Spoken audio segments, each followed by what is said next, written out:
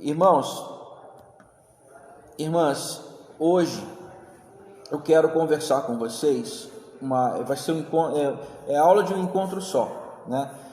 Conversar com vocês sobre a importância de um dia que para nós, da Igreja Metodista,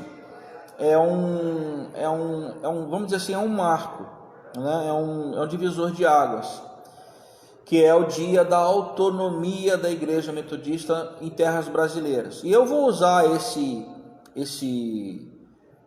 mote, esse motivo, para conversar um pouco sobre a história da igreja aqui, da nossa igreja, da igreja brasileira, mas da igreja em especial, da Igreja Metodista e a Metodista Central em Taubaté, em especial, até os nossos dias. Eu quero fazer realmente vai ser uma roda de conversa com vocês, para a gente entender a complexidade que é esse negócio da gente quando fala igreja A, igreja B, igreja C, que isso muitas vezes é um angu de caroço, porque colocam todas as igrejas no mesmo balaio, e a gente vai ver que a única coisa talvez que seja, vamos dizer assim, central é aquilo que é a confissão doutrinária mais fundamental, que seria nosso credo, né? Então, se a igreja que se diz cristã e que se diz evangélica, se ela, no fundamental, ela segue realmente o credo, então a gente pode dizer que é uma igreja. O resto são as suas respectivas teologias, maneiras de se portar, costumes, jeito de vestir, por aí vai. E isso é realmente um angu de caroço. Vamos orar, irmãos e irmãs? Vamos orar? Obrigado, Senhor, por essa manhã na Tua casa, na Tua presença. Obrigado, Senhor, por esses irmãos e irmãs que estão aqui com a gente. Sejam aqueles que estão presencialmente aqui, sejam aqueles que nos acompanham pelas plataformas, pelas mídias sociais. Nós te agradecemos, Senhor. E o que nós te pedimos, Pai querido, é que nessa manhã o Senhor nos auxilie nessa conversa que teremos e seja o grande inspirador para que, ao abrirmos aqui um pouco da Tua palavra, conversarmos um pouco sobre as Tuas coisas, nós sejamos, Senhor, ao mesmo tempo ministrados, impactados, sejamos confortados por essa Tua presença. Por isso te convidamos, sim, vem Espírito Santo, sopra sobre nós e nos ajuda, Senhor, a encontrar as opções, os caminhos alternativos, as direções que o Senhor nos concede. Pai, em tudo nós colocamos essas coisas nas Tuas mãos. E é no nome de Jesus que te agradecemos. Amém e amém. Eu não sei se você já parou para pensar sobre isso, mas uma coisa, a gente sempre traz, pelo menos na minha memória, né? Não sei se você já se perguntou de onde vem a sua igreja. Por exemplo, nós que estamos na Igreja Metodista, não sei se você já se fez essa pergunta. De onde vem a sua igreja? E aí eu não sei se você já parou para se perguntar de onde vem a sua igreja. Porque com essa multiplicidade de igrejas aqui, por exemplo, nós estamos numa cidade do Vale do Paraíba. Para você que em algum momento vai nos encontrar na rede social, aí no Facebook, no Instagram ou em qualquer outra mídia, saiba que nós estamos numa cidade do Vale do Paraíba chamada Taubaté, né? E essa cidade, Taubaté, ela é uma cidade mais que centenária. Ela é uma das cidades aí, vamos colocar assim, entre talvez as 20 melhores cidades do Brasil para se viver em termos de índice de desenvolvimento humano, IDH. Uma região, o Vale do Paraíba é uma região conhecidíssima como uma região do café, né? A riqueza do país passou por aqui. E Hoje, a cidade de Taubaté, ela tem um sem número de denominações, vamos colocar assim, cristãs, mas de cunho evangélico. Você que está aí acompanhando a gente, quantas igrejas, vai pensando aí, quantas igrejas vocês conhecem aqui na cidade? Assim, vai pensando em nome, vai citando nome. Pode falar nome. Aí Facebook, Instagram também, Google também, WhatsApp também. Vai falando o nome de igreja que você lembra aí.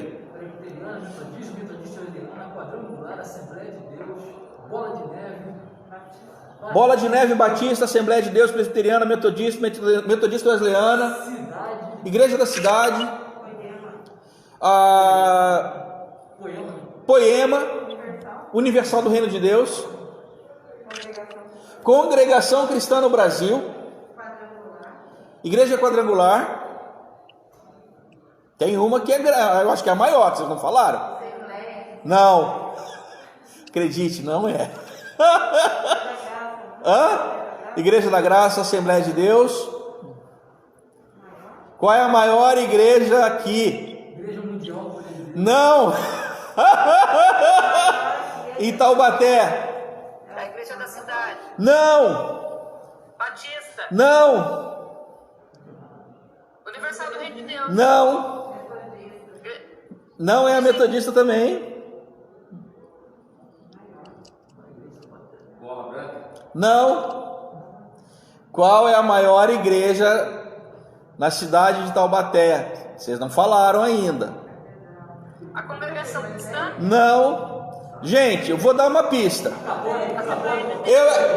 Eu estou falando de igrejas cristãs, ok? Aí, claro, de evangélicos vocês lembram de muitos, mas aqui o pessoal presencial acabou de dar a pista aqui. Católica. A maior igreja da cidade de Taubaté é a Igreja Católica Apostólica Romana. Ponto. Que nós só nos diferimos dele do romano, né? Vocês sabiam disso, gente? A gente fica, às vezes, nos nossos redis evangélicos, achando que só nós carregamos a mensagem do evangelho. A Geni falando, mas o fato é, vocês que chegaram depois, a gente vai fazer um bate-papo, hoje vai ser realmente uma roda de conversa, por conta do dia 2 de setembro agora que nós vamos rememorar a autonomia da Igreja Metodista. E aí eu vou explicar um pouquinho, a gente vai conversar um pouquinho sobre o que é isso, o que isso significa, e no bolo a gente vai conversar um pouco sobre a história da Igreja Metodista em especial, mas um pouco da história cristã até chegarmos onde nós estamos aqui, tá bom? E aí, se der tempo, a gente vai falar um pouquinho mais detalhadamente sobre a nossa Igreja Metodista Central aqui em Taubaté, tá? Mas o que eu estou batendo com você agora é que na cidade de Taubaté, a Igreja Católica Apostólica Romana desempenhou um papel preponderante, fundamental na história. Ela é ainda até hoje vamos dizer assim, uma potência em termos institucionais e teológicos aqui. Por exemplo, eu não sei se já passou pela tua cabeça. Agora sim, eu posso perguntar para vocês em Taubaté. Em número de templos, quais denominações chamam mais a atenção de vocês? Em número de templos, quando você passa nos bairros, onde você vê templo em tudo quanto é bairro? Pode falar, gente. Congregação Cristã no Brasil. Congregação Cristã no Brasil, fato. Assembleia de Deus nas suas diversas matizes, nas suas diversas vertentes, porque não se enganem, aqui só um parênteses com relação à Assembleia de Deus. Você tem as várias linhas, né? Madureira, Belém, Ministério Taubaté, Sul Fluminense e São Cristóvão, por aí vai, tá bom? A Portas Amarelas é um ministério próprio, né? Alguém sabe? Alguém aí sabe? Se souber, me diz se Portas Amarelas é um ministério próprio aqui da cidade ou se é vinculado a alguma outra convenção dessas, tá bom? A Portas Amarelas tem a Assembleia de Deus. Então a Portas Amarelas é o ministério a Daís está me falando aqui.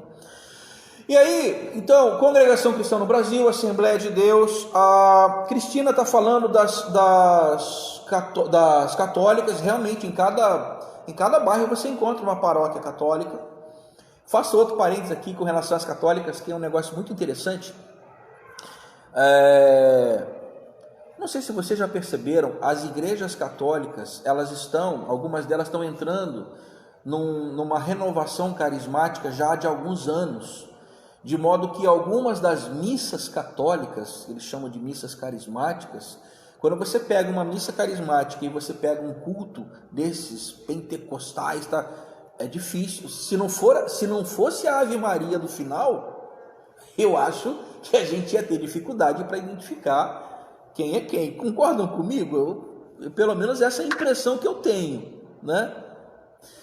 E aí, Congregação, Assembleia Católica, mais alguma que você lembre?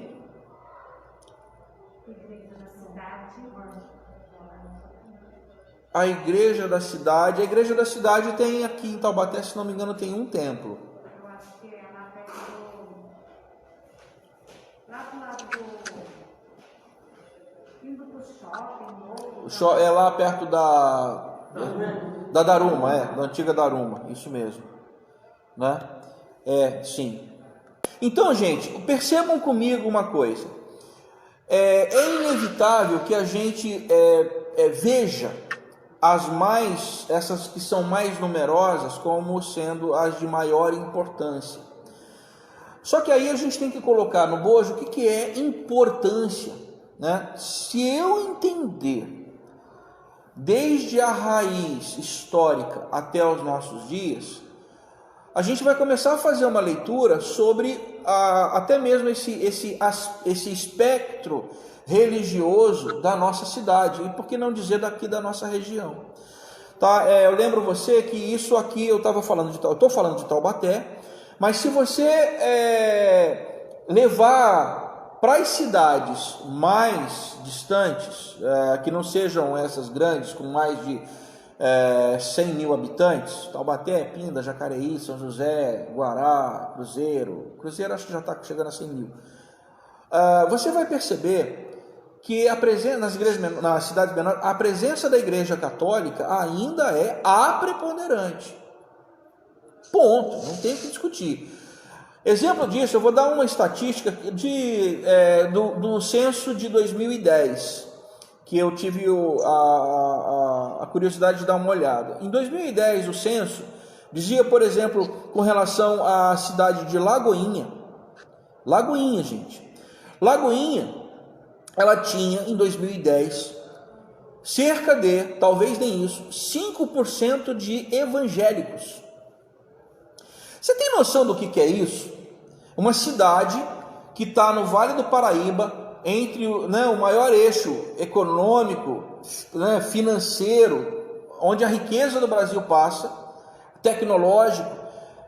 Tem uma cidade nessa região metropolitana em que, pelo censo de 2010, o percentual de evangélicos era perto de 5%. 5%, gente, é um percentual de evangélicos, e aqui eu me refiro aos evangélicos, tá? Tão grande quanto das cidades menos evangelizadas do sertão nordestino. Doideira isso, né? Existem cidades do sertão nordestino que têm presença evangélica maior do que Lagoinha, pelo censo anterior. Para que você entenda que essa presença da Igreja Católica Apostólica Romana ainda é muito sentida, certo? Aqui eu uso como mote isso para a gente poder viajar na história. Igreja Católica, da onde vem isso?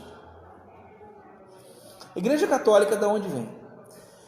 Quando você abre as páginas da Bíblia, eu já ia pegar aqui, mas não é. Eu te pergunto, quando mais ou menos essa igreja primitiva ela começa?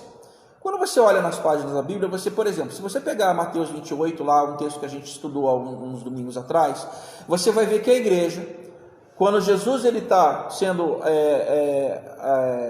levado, né? Ele deixa a grande comissão. Então Mateus 28, lá de 19, 20, fala, olha, indo, portanto, por todo mundo, pregar o evangelho a toda criatura.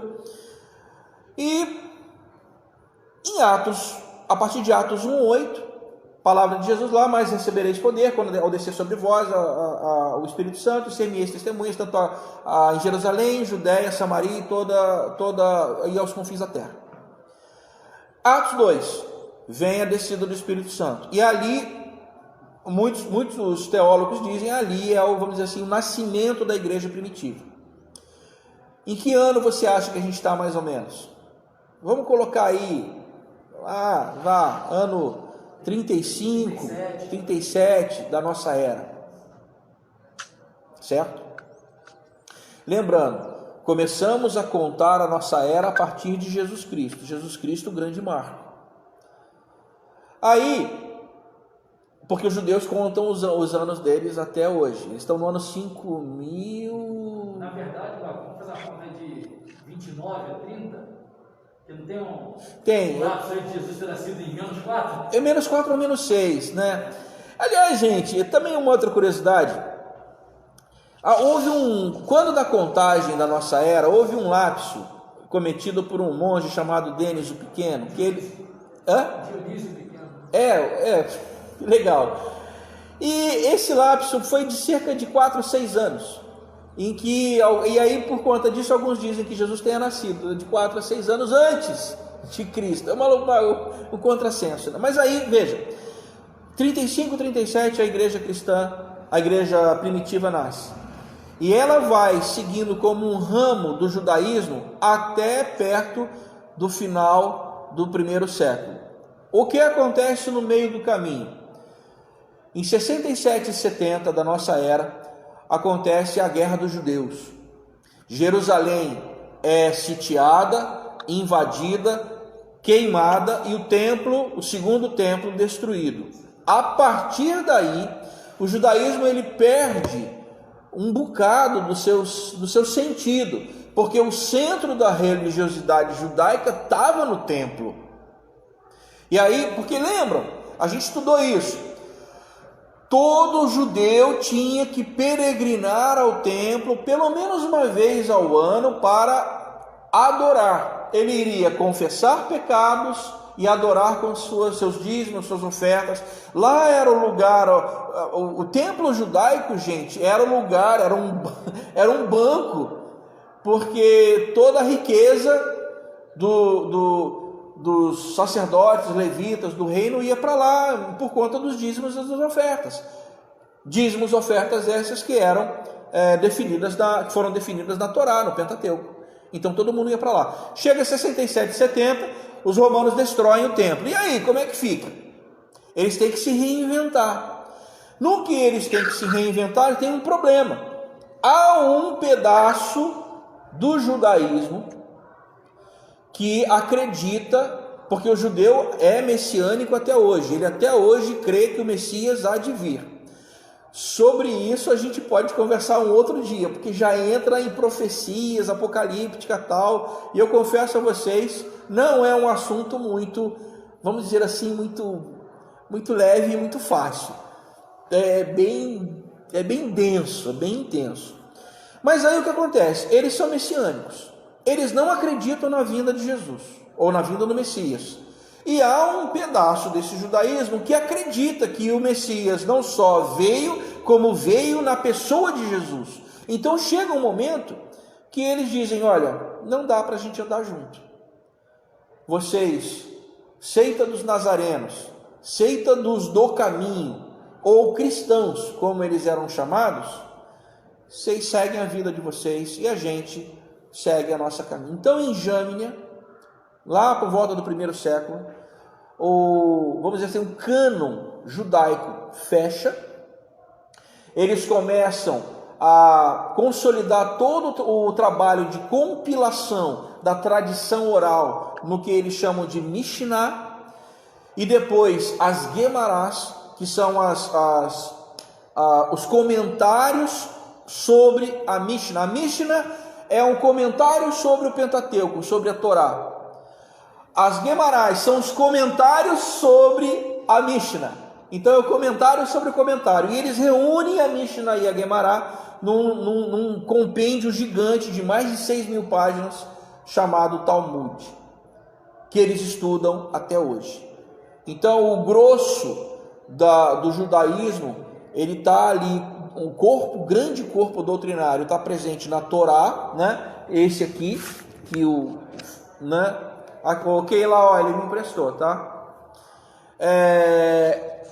Depois no Talmud, e que eles estudam até hoje, e eles seguem a vida deles. E a igreja cristã? A igreja cristã, ela vai caminhando com os textos. Qual era a Bíblia da igreja cristã até então? Para nós, o Antigo Testamento, a Bíblia do judeu, que era a lei, os profetas e os outros escritos. Era a Torá, os Nebirim e os Ketuvim, que era a Tanakh, como eles chamam. Eles seguiam esse texto. Só que, ao longo do desenvolvimento das igrejas cristãs, que iam sendo plantadas, ao longo do desenvolvimento das igrejas cristãs, eles iam acrescendo outros escritos. Por exemplo, gente, pare para pensar comigo. Quais livros Jesus escreveu?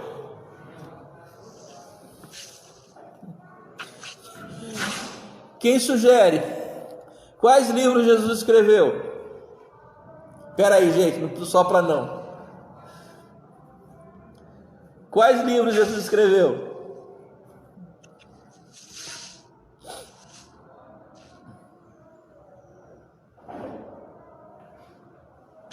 Tem o delay, né? Tem que esperar. Isso, Cristina, é verdade. Nenhum. Jesus não escreve nada, gente.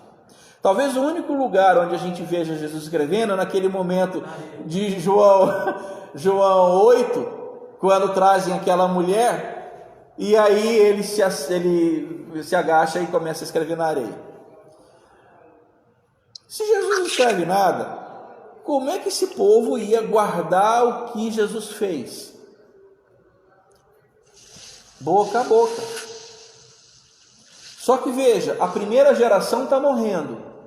Veja, Jesus, ele fica entre nós 3 anos, talvez 3 anos e meio. É assunto elevado ao céu. A igreja nascente vem. Então a primeira geração está com aquilo muito fresco. Mas esse povo começou a morrer. Em algum momento alguém tinha que começar a compilar essas histórias e registrá-las. Daí vem os evangelhos. O primeiro deles, Marcos. Muito provavelmente depois da queda de Jerusalém, Mateus e Lucas. As cartas paulinas, acreditem, elas foram talvez os primeiros documentos do Novo Testamento, as cartas, cronologicamente. E no final do século, já final do século I, lá pelos anos 90, Evangelho de João e Apocalipse, provavelmente. E aí eles tinham um corpo de textos que as igrejas partilhavam entre si, que eram cópias de outras cópias sendo pulverizadas igrejas afora. Pois bem, e eles seguem a vida. Fora outros escritos que nós não temos aqui, né? Sim, gente. O Franklin está lembrando, e realmente é fato. Até que o cânon, que a gente chama de cânon, ou o padrão, o paradigma, né, do Novo Testamento fosse estabelecido, muita discussão aconteceu. Muita discussão. Tinha livros que eram para ter entrado e não entraram, tinha livros que estão e era para ter saído, e isso é uma discussão longa. Você tem ideia, por exemplo, o nosso Novo Testamento, Tiago, por exemplo, nem deveria estar, porque dizem que não. Olha, isso é também um dia para a gente conversar. Mas, quando eles fecham esse cânon, aí a gente tem, vamos dizer assim, uma igreja primitiva, uma igreja lá fechada, e vamos seguir. Até que tem todo um período de entendimentos, interpretações e reinterpretações. Isso vai até a primeira institucionalização. Lá pelo século IV, um imperador romano chamado Constantino, ele se converte ao cristianismo. E aí todo o Império Romano vem para a fé do imperador. Daí é onde os estudiosos colocam o nascimento da Igreja Católica Apostólica Romana, século IV. Do século IV até o final do primeiro milênio, uma outra igreja ela surge, que é a Igreja do Oriente, que são as igrejas lá da Síria para lá. Essas igrejas, elas seguem o seu patriarcado também, são tão antigas quanto. E depois, lá por 1400 alguma coisa, há uma outra igreja que surge, que é a anglicana, a igreja da Inglaterra, por conta daquele fato que o rei Henrique queria se casar e a igreja católica ela não permitia, porque para os católicos apostólicos romanos o casamento é um sacramento, enquanto que para os protestantes não. Só que o protestantismo, como nós conhecemos, ele começa ali a efervescência já nos anos 1400. E o grande marco do protestantismo é aquele que está presente em 1517, no dia 31 de outubro, quando um frei católico chamado Lutero, ele prega as 95 teses na porta da sua igreja, que era uma coisa, não é por conta de simplesmente protesto em si, mas eram questões teológicas, porque a cidade onde ele estava recebia, por conta das festas, muitos peregrinos, e nesse momento religiosos de outros lugares viam as questões para serem discutidas nas portas das igrejas e poderiam entrar para fazer o que a gente está fazendo aqui, uma grande, vamos dizer assim, assembleia para discutir teologias. E foi isso. Só que a efervescência do momento deu munição para que alguns impérios questionassem o papel e o poder político, militar da Igreja Católica Apostólica Romana. Então, de 1400 para frente, a Igreja Anglicana. A partir de 1517, outros protestantismos espalhados, daí vem os luteranos, os calvinistas e por aí vai. E a coisa começou a, vamos dizer assim, frever, como diria o pernambucano, a partir de então. De modo que quando vem o iluminismo e começa a bater na teologia, que até então não tinha ciência, era teologia. Então coisas do tipo, a Terra é o centro do universo, não tem esse negócio da Terra girar ao redor do Sol, é o Sol, o universo que gira ao redor de nós. Os planetas, a Lua, tudo é etéreo e não tem, há uma perfeição nos astros. Isso aí, é coisa aristotélica atomista. Então, a coisa começou a... Quando a ciência vem e começa a bater, aí, começou realmente a ferver o negócio. Nós estamos, então vejam, judaísmo, cristianismo na igreja primitiva, católicos apostólicos romanos, igreja do Oriente, anglicanismo, aqui nós começamos. Da onde vem a igreja metodista? No começo dos anos 1700, nasce de uma família, vamos dizer assim, pobre, os irmãos Wesley, eram mais de 10, era gente para raio. E Wesley, em 1700, se não me engano, ele nasce eu não me lembro se 1703, acho que foi 1703, ele morre em 1791. Wesley, ele foi ordenado pastor anglicano. E eles têm ele foi missionário na Geórgia. A Geórgia, então, é uma colônia da Inglaterra nos Estados Unidos. Vive uma experiência lá de quase morte, por conta da tempestade que ele passou no meio do Atlântico, e ele não tinha certeza da salvação. Quando ele retorna à Inglaterra, é que ele tem uma experiência de fato religiosa com o Espírito Santo. Numa pequena reunião, numa rua chamada Aldersgate, numa noite de 24 de maio de 1738. E aí ele menciona no seu diário que naquela noite um leigo comentava, fazia uma leitura do comentário de Lutero sobre Romanos, que a salvação é de graça e vem pela fé, isso é dom de Deus. E aí ele falou que o coração dele, a expressão que a gente traduz por estranhamente aquecido, a expressão em inglês é warm up ou warmed, alguma coisa nesse sentido, que era de aquecimento. Para um inglês ali, isso é realmente ferver o coração. E a partir daquela experiência é que o movimento metodista, ele de fato toma corpo. E aí a ficha cai, da onde começa um movimento missionário dentro da Inglaterra do século, em plena primeira revolução industrial. Esse movimento começa a rodar nas províncias, nas cidades e províncias inglesas. Esse movimento ele vai para os Estados Unidos, eles mandam missionários, e nos Estados Unidos eles eram igreja anglicana. Até que, por conta da guerra de independência dos Estados Unidos, os Estados Unidos eles ganham sua independência. E aí como é que é um problema? Olha o problema, você está num país novo, mas com a igreja do país velho, porque na Inglaterra o chefe supremo da igreja da Inglaterra, que é a igreja anglicana, é o imperador, é o rei. Até hoje, chefe supremo da igreja anglicana é a rainha... Qual é a centenária lá? Elizabeth.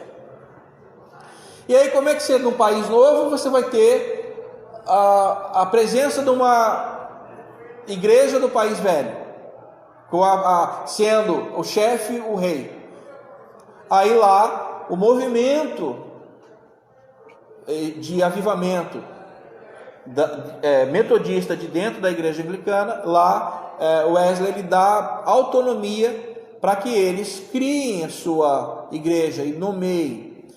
E lá nos Estados Unidos, essa igreja, nascida lá nos anos 1700, eles dão o nome de igreja episcopal.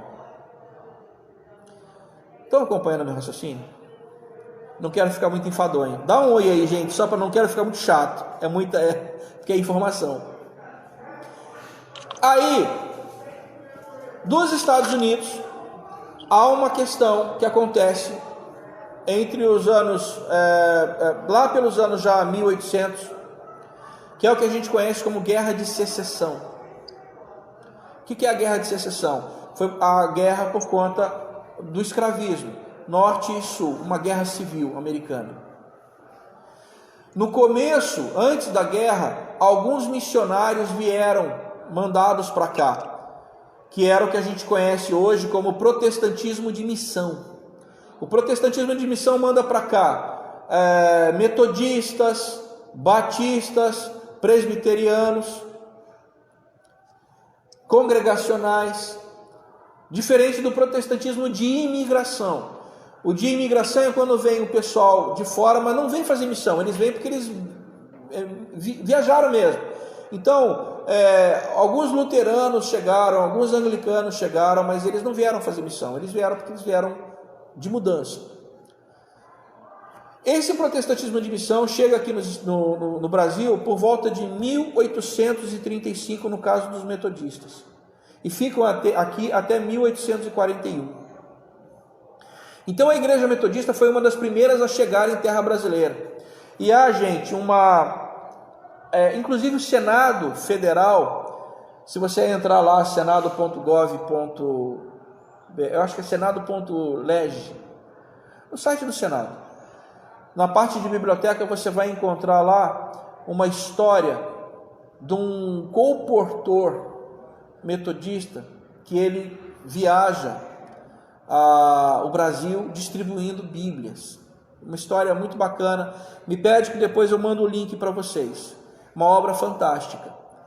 Esse camarada, ele veio para cá e começou a fazer divulgação, entregando Bíblias. Era o serviço que eles chamam de colportor. Por conta da Guerra de Secessão, esses missionários eles têm que voltar. Só retornam ao Brasil depois, em 1775, mais ou menos. Aí que, de fato, o metodismo ele permanece aqui. Aí já não como Igreja Metodista Episcopal, mas como Igreja Metodista Episcopal do Sul. Porque lá nos Estados Unidos, por conta da Guerra Civil, a igreja ela se divide entre Metodista Episcopal, que ficou ao norte, e Metodista Episcopal, que ficou ao sul. Pois bem, nós ficamos aqui como Igreja Metodista, recebendo missionários norte-americanos e formando pregadores e pastores nacionais até o ano de 1930, quando em 2 de setembro, num concílio que houve em Dallas, Texas, lá nos Estados Unidos, foi dado pela Igreja Mãe Metodista Episcopal do Sul a autonomia, não é divisão, mas autonomia da Igreja Metodista aqui no Brasil. Ou seja, você que é metodista, aqui, e aqui eu me refiro à Igreja Metodista, aquela que a gente chama de metodista no Brasil, você não é fruto de uma divisão denominacional, vamos dizer, daquela trágica, mas você foi fruto de uma bênção que foi dada pela Igreja Mãe para que você caminhe sozinho com as suas pernas. É como uma congregação se transforma em igreja. Exatamente. Né? O pessoal presencial está me dizendo aqui. É como, e é isso mesmo, é como se você fosse uma congregação e você se tornasse igreja. É mais ou menos isso. E você vai com a sua bênção. 2 de setembro, para nós, metodistas do Brasil, é esse marco, certo? Onde é que nós, Igreja Metodista Central em Taubaté, entramos? A Igreja Metodista Central em Taubaté, ela em 1800, pelos idos de 1885, 1887, estava sendo pensada pelos missionários. Por quê? O Vale do Paraíba, lembram? O Vale do Paraíba é onde passava boa parte da riqueza do país. E nós estávamos, na época, começando a ter a implantação da linha férrea. A rede ferroviária central do Brasil, ela é antiga. Então, lá nesse tempo, esse eixo de comunicação começou a rodar. E aqui em Taubaté, em especial, tinha um ramal. Era um ramal que, inclusive, chegava lá em São Paulo, no Brás. Os missionários pretenderam colocar uma igreja em Taubaté, até que em 1889, essa igreja, ela vamos dizer assim, ela é organizada aqui em Taubaté, com menos de 10 pessoas, já virou igreja. E com essas menos de 10 pessoas, começa o trabalho com um reverendo, um missionário, um pastor chamado Kennedy. E para você que gosta de ler, a filha do Kennedy, que é a Eula, já falecida, ela nascida em Taubaté, ela escreve alguns livros sobre a história da Igreja Metodista, onde Taubaté figura como um importante lugar de expansão missionária. A Eula Long, ela escreveu, por exemplo, Do Meu Velho Baú Metodista, um livro fantástico. E tem alguns outros livros que não são da lavra dela, mas que falam, Estranha Estirpe de Audazes, que também falam um bocado. E olha, gente, esse período, ele foi muito também efervescente, porque o protestantismo, nós ainda estávamos no Império. O protestantismo chega aqui no Brasil e aqui na cidade de Taubaté, como a vanguarda do progresso. Tanto que Em 1891, de 1891 a 1894, surge aqui em Taubaté um colégio, o Colégio Metodista, que lá para os idos de 1894 se transfere para São Paulo, e lá eles tiveram que fechar. Mas a elite desse colégio, a elite dos progressistas na época, colocavam seus filhos e filhas nesse colégio metodista aqui em Taubaté. Com quem vocês acham que a igreja metodista teve que ter fight aqui? Imagine, com qual igreja? Então, gente, quando eu estava escrevendo um trabalho sobre uma rota, que eu vou falar sobre ela agora, uma rota missionária, eu me deparei com um embate da Igreja Católica Apostólica Romana contra os protestantes, na figura dos metodistas, aqui em Taubaté. Gente, mas eles batiam na imprensa, batiam. Havia a Câmara aqui, e os embates da Câmara eram muito violentos. A Eula, ela conta num dos livros do meu velho baú metodista sobre uma possível invasão do lugar, do espaço de culto da igreja metodista, que à época funcionava no que hoje é a rua Marquês do... É aqui a continuação da Pedro Costa, quem me ajuda? É Marquês do Herval, né? Tem a Praça do Epaminondas, Pedro Costa para um lado, Marquês do Herval para o outro. E lá contam que era o caminho da procissão. A Eula Long conta um caso pitoresco de uma procissão que veio, e na época havia em treinamento um missionário norte-americano que estava ainda aprendendo a língua e a cultura local. E ele foi para a sacada para olhar o que estava acontecendo. Só que ele estava de chapéu. A procissão passando, sabendo que aquilo era um lugar de culto protestante, viu aquele protestante na sacada de chapéu. Você que foi católico, quando passa a procissão, o que você tem que fazer? Tirar o chapéu. Isso para a gente é vivo até hoje. Só que o missionário não sabia a nossa língua e muito menos a nossa cultura. Estava passando a procissão, o camarada de chapéu, num ambiente protestante. O que vocês acham que os católicos fizeram? Começou um quebra-pau. A Eula Long, no livro dela, ela conta, né, de forma muito leve, que o Senhor livrou, mas houve apedrejamento. Só não invadiram porque o Senhor livrou. Mas livros históricos, desculpa que eu tenho que fazer a piada, é para os fracos. Eu vou no seu Jarmute. Seu Jarmute, membro da igreja desde 1943, ele ouviu a história dos pais e avós. E ele contou a história que de fato contavam à época, em 1943. E a história era mais ou menos o seguinte: tentaram invadir a construção. Mas o que é? Qual é o nome desse negócio que fica atrás da porta? É tramela, não? Aquele que você prende a porta por trás. As casas antigas tinham. É tramela? É tramela, né? É a pequenininha. A grande, qual é o nome, Lúcia? É a grande, que você colocava atrás na porta. Alguém aí me ajuda? Qual o nome daquele negócio que coloca atrás da porta? Daísa, qual o nome daquele negócio que atrás da porta que põe? Não é a tramela é o pequenininho, é o grande. É aquele negócio lá.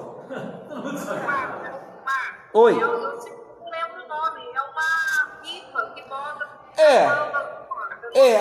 É aquele troço. E aquela coisa. O pessoal começou o camarada metodista, tinha um pessoal metodista dentro do templo, do espaço, porque inclusive, gente, não podia nem ter, por conta de uma lei imperial, não se podia nem ter, os cultos protestantes, os templos protestantes, não poderiam sequer ter formato de templo, sabiam? Era uma lei imperial, não podia. O pessoal começou, vai entrar, O metodista lá atrás pegou aquele porrete que ficava atrás da porta e ficou lá esperando o pessoal. Veio o primeiro pau, o segundo pau, aquele espetáculo de sangue. Aí o pessoal não deixa disso e eles não entraram no templo. Essa foi a história, tradição oral, tá? A Eula não contou isso, mas a tradição oral trazida pelo seu Jarmuth me conta isso, nos contou isso. Para vocês verem como esse embate com os católicos não foi uma coisa muito... Ou a igreja para chegar, a igreja protestante, depois evangélica, para chegar por aqui, foi um negócio complicado. Quando nós estudamos a Igreja Metodista Central a Igreja Metodista Central em Taubaté,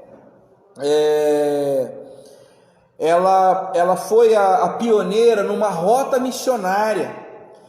Já em 1892, ela cria uma rota tentando pegar o caminho dos tropeiros.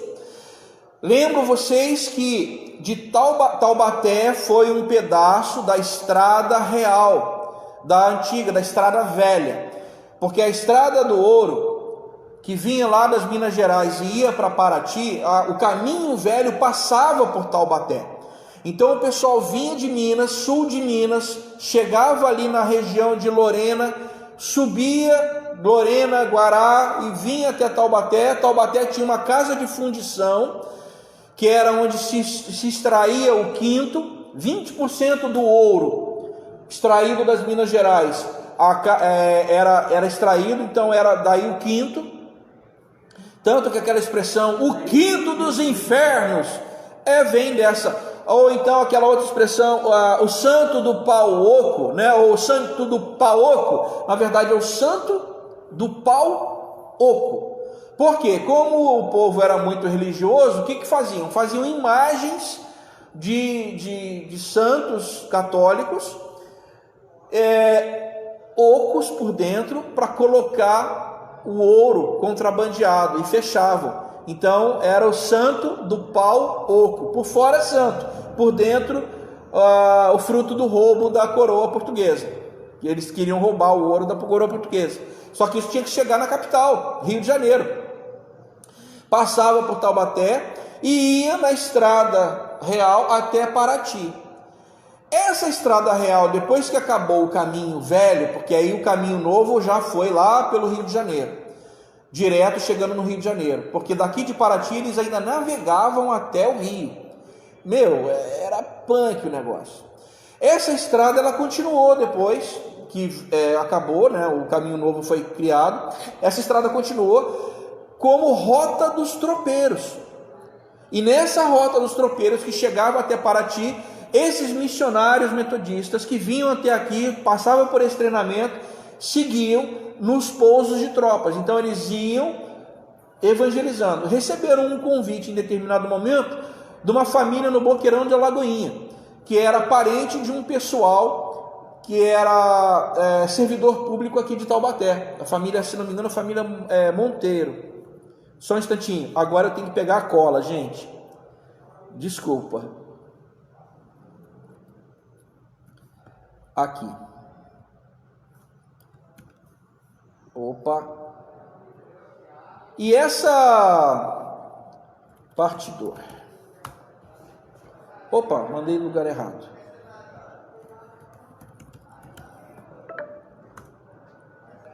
Eu já estou terminando, gente. Era de uma família chamada Pereira Leite, né? Tem alguns aqui, de repente você que me escuta aí, algum tal, se você tem Pereira ou tem Leite, muito possivelmente você pode ser um dos descendentes aí de gente que ajudou na missão protestante aqui no Vale do Paraíba.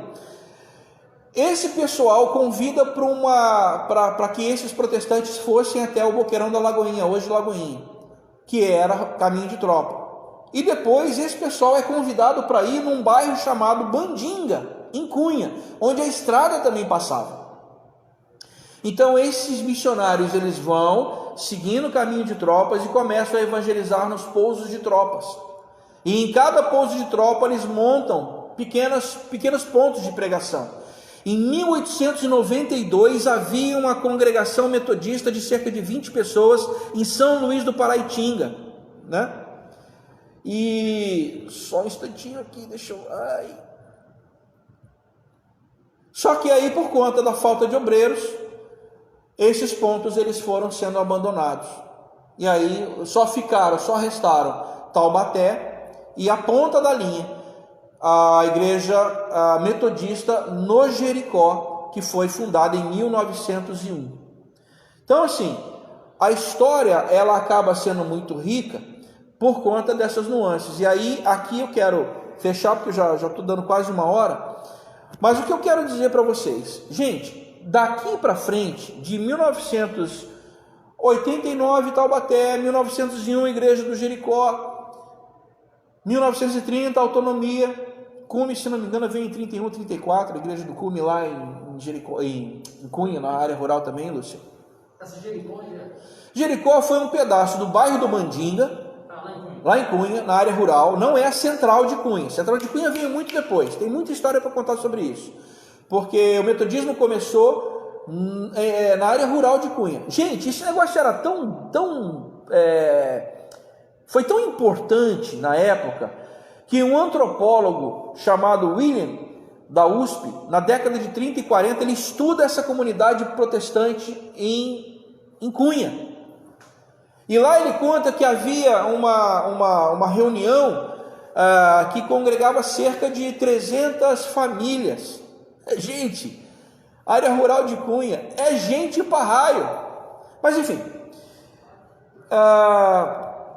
fechado isso, a partir de 1930 a gente começa a ver a profusão das denominações evangélicas. No caso da Igreja Metodista, nós tivemos da nossa denominação algumas divisões. Então, no Brasil, em especial, a igreja, que é a mais importante, penso eu, a Igreja Metodista Wesleyana, que foi uma cisão que aconteceu em 1967, a partir da cidade de Petrópolis, Rio de Janeiro. Na época, a questão era avivamento espiritual, avivamento carismático e tudo mais. Hoje, entre Igreja Metodista e Igreja Metodista Wesleyana, praticamente nada se diferencia. Os nossos cultos são praticamente os mesmos. E a partir da década de 70, da metade para frente, é que o que a gente chama de neopentecostalismo ganhou força. Que aí vem as igrejas de massa, Universal do Reino de Deus, e a partir dessa, Igreja da Graça, Mundial do Poder de Deus, enfim, por aí vai. E aí a gente tem todo esse espectro que a gente conhece hoje. Encerro aqui, gente, dizendo o seguinte: a nossa igreja metodista, a igreja como um todo, mas em especial a igreja metodista, que teve a sua autonomia no dia 2 de setembro de 1930, ela não foi fruto de divisão, ela foi fruto de autonomia mesmo. Vai, minha filha, e faz a obra do Senhor debaixo da bênção. E a partir disso a gente precisa colocar na nossa cabeça que nós temos uma história. Não é para nos orgulharmos da história como, não, mas para que a gente perceba que nós não chegamos aqui ontem. E que temos uma teologia, temos um jeitão de fazer, temos a nossa, vamos dizer assim, a nossa linha apostólica, né, que eu passei e trouxe para vocês. E que a gente não precisa se envergonhar, porque alguns podem dizer, nós somos hoje pequenos, viveram um monte de problema. Mas daí é assim mesmo. Mas a gente não deixa de ser igreja, tá bom? Então, assim, trago isso para nós, para que a gente lembre que o Senhor tem sido conosco há muito tempo e estamos aqui hoje conversando, falando do texto, tá certo? Querem fazer algum feedback, pessoal presencial, Google Meet, Instagram, Face, que a gente já vai encerrar? Você começou falando do credo apostólico e depois de igreja católica. O credo, a tradução original fala, né? Creio na Santa Igreja Católica. Significa universal. Exato. Então nós protestantes somos católicos, porém não romanos, né? Exato. O pessoal presencial está falando uma coisa aqui que, olha, gente, é fato, viu? Todas as igrejas cristãs, evangélicas inclusive, elas têm em si o cerne, o âmago, o grosso lá, o centrão da sua doutrina é o credo. Creio em Deus Pai, Todo-Poderoso, Criador de todas as coisas. E na parte onde diz lá, nós metodistas dizemos, creio na Santa Igreja de Cristo. No original seria creio na Santa Igreja Católica, mas o católica não no sentido de católica apostólica romana, mas católica no sentido de universal, que é a ideia, a tradução ao pé da letra da palavra católica. Então a Igreja Católica Apostólica Romana, nesse trecho fala, creio na Santa Igreja Católica Apostólica Romana. E nós, protestantes, dizemos, creio na Santa Igreja de Cristo. O resto é igual, tá certo? Igual. Então os apetrechos, os aparatos teológicos que são colocados depois, costumes e tudo mais, é a parte. Algo mais, gente? Nada? Márcia, Célia, Lúcia, Márcia? Não? Gente, vamos orar então. É verdade, Claudete. É verdade. É uma história que revitaliza mesmo. É verdade. Ô, Nino! Obrigado, Nino. Você é um amor. Olha, vocês são 10, gente. É isso mesmo. Obrigado mesmo.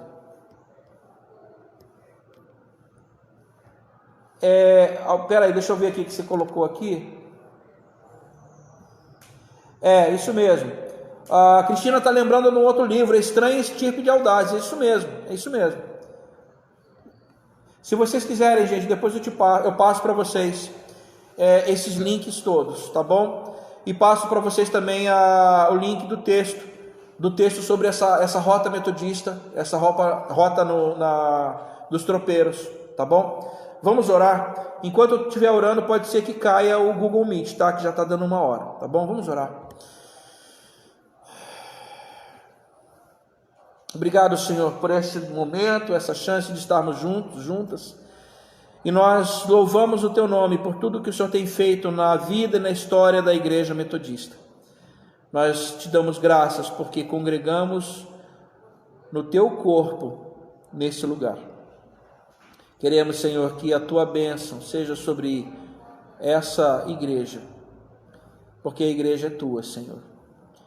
E desejamos, sim, Pai, que em meio a tantas dificuldades, tantas lutas, o Senhor encaminhe a Tua igreja pelas trilhas que o Senhor dispuser. Faz a Tua obra na Tua igreja, Senhor. Esse é o nosso desejo. E é em nome de Jesus que nós te agradecemos nessa manhã.